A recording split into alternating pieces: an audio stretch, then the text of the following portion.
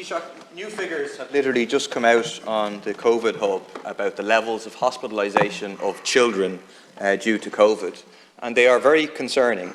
So the figures go to the end of January 2022, hospitalisations for those between 0 and 4, 217. That compares to the numbers throughout the course of 2021 of about an average of about 25 a month. 217 0 to 4-year-olds in hospital due to COVID right now. 5 to 14-year-olds, 172, comparing to an average of a bit less than 20 throughout the course of 2021. Already, we're at the point where more hospital days in terms of children we've had due to COVID this year than the entirety of 2021. That tallies with what we're hearing in terms of schools, 14,000 unprecedented numbers of teachers out due to COVID. We know the risks here in terms of ICU, in terms of hospitalisation, in terms of the impact on the rest of the health service, and in terms of the 10% who will suffer from long COVID. So in light of all of that data, do you not think it is correct to take a very cautious approach in terms of lifting the recommendation in terms of masks, and in terms of the public health guidance which is in place to protect people? Deputy Murphy raised the issue in terms of COVID-19 and hospitalisation of 0 to 4-year-olds. Again, I spoke to the Chief Medical Officer this morning, and he's very clear that there's, as far as he's concerned, there's been a stabilisation overall in terms of hospitalisation. And we didn't specifically discuss children. He said the conversion is not there at the moment to ICUs, or indeed more generally in terms of hospitalisation, and we're basically where they were hoping to be when we lifted restrictions some weeks ago. We are where they would have expected us to be at this time.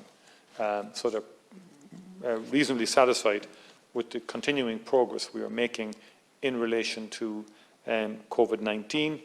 That will inform their decisions in terms of advice that they will give to government in respect of mask wearing more generally and in schools. I would draw a distinction between public health guidance and advice and that which is mandatory. And that's an important point. And what has to be assessed is there a justification for a legal, mandatory framework which makes it, a legal requirement to wear masks. And that's an issue that NEFIT will advise government on over the next couple of days, and government will take decisions based on that.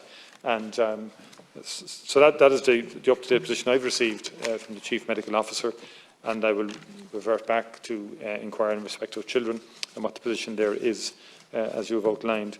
In terms of Deputy Kelly's points, there will be a new plan to be announced in terms of waiting lists. The plan that was the short-term plan prior to Christmas did have an impact, brought down lists by about 6%.